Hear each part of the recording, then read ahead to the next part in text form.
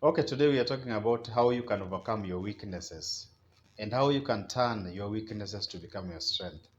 You know, when you go to an interview, they ask you about your weaknesses. You're supposed to look at the weaknesses that you can turn to become your strength. And those are the exact things that we are talking about today. Welcome to my YouTube channel. My name is Nam, and let's jump in. There are some weaknesses that you can easily overcome and you can turn them around to become a blessing to you. The things that look like they are overcoming or overwhelming you, you can make them and you can really overcome them. And for example, I want to talk about emotional spender. If you are an emotional spender in terms of finances, yeah, you are one person who, if you get anybody who is telling you, I am sick, I slept hungry, even if you have needs, you will not remember about your needs. You will give the money to this person who is crying because they did not eat yesterday, their children did not go to school, and maybe you are giving them your school fees, the school fees you are for your children.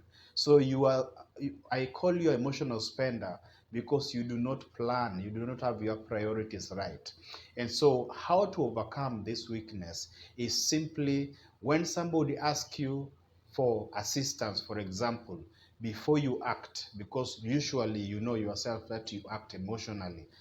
People know you that if they come to you, for example, they come to Nam, they know if I ask Nam for money, if he has that money, he will give it to me. And so they might take advantage of you. So first thing you need to ask yourself first is you think before you give the money.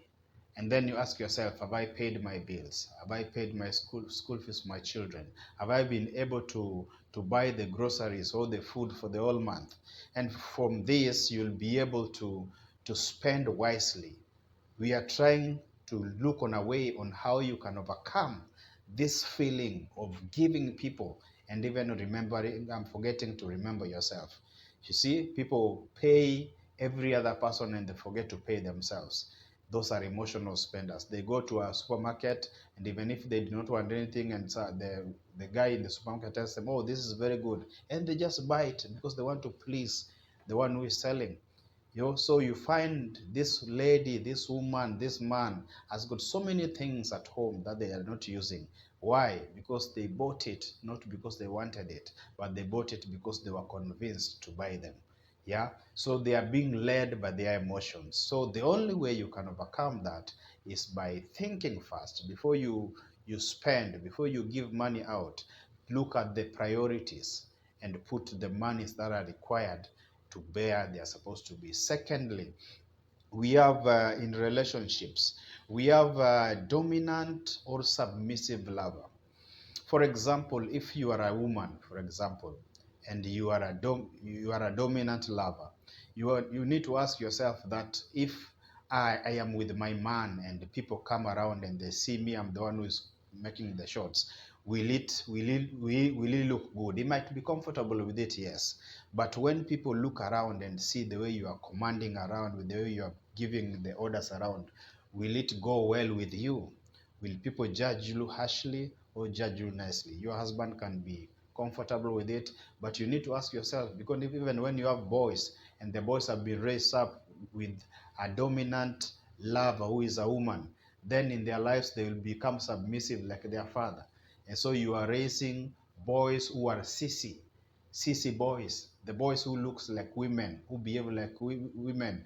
And because the mother is the one who is dominant, the father is down there lying low there. And so you need to know how to overcome this one if you are a woman, and you tone down so that you can become a great example for your boy child or your boys children who are gentlemen, and the people around you will not judge you. And if it is for because we are talking about the dominant lover, for example, if it's a woman and you are a man and you are the submissive one, you need to look on how to you can balance it so that you can become that man at home, that man in the house. Yeah. So you are looking on a way on how you can overcome this, and by the only thing you need to do, and or the things that you need to do, is to tone down if you are very low, and become the person in the relationship. So that's about relationship. And three, there are people who are afraid to take risks. Yeah, that might be your weaknesses. You're afraid to take risk. And in this time, we find that there are people who never start anything. They never start anything constructive. Why? Because they are afraid to take risk. How do you overcome this weakness? Is by closing your eyes. You do your research, talk to people, and tell them, I want to do A, B, C, and D, and they hold your hand. You can only overcome your weakness by confronting it. So if you fear to take risk, you can only overcome it by start with taking one risk today. And tomorrow you'll find yourself a very successful person. You find people are remaining in very bad relationships because they are afraid to come out. They are afraid to be alone. They are afraid to be lonely. They are afraid to be labeled divorcee. They are afraid to be labeled a failure in a relationship. And so they decide to stay with abusive man, with abusive lady, because they're afraid to take risk. And so the only way to overcome this weakness is to stand up and say, I love myself. Love yourself more than you love other people. Self-love will help you to take risk. You say, I live once and I want to make a difference. And if taking this risk is what is going to help me make a difference, then let me make that difference. So let's learn on how to take risk. And so as we proceed, I just want us to know that the weaknesses you have can become your most of the strength. So I'm saying that sometimes your greatest weaknesses can become your greatest strength depending on how you respond to them. Yeah? Your greatest weakness can become your greatest strength depending on how you respond to it. There are those who fear to lose, and this one I can give the example of those who are in relationship. They are afraid to come out, even if they are suffering in this relationship. They are afraid to come out because they don't want to be alone.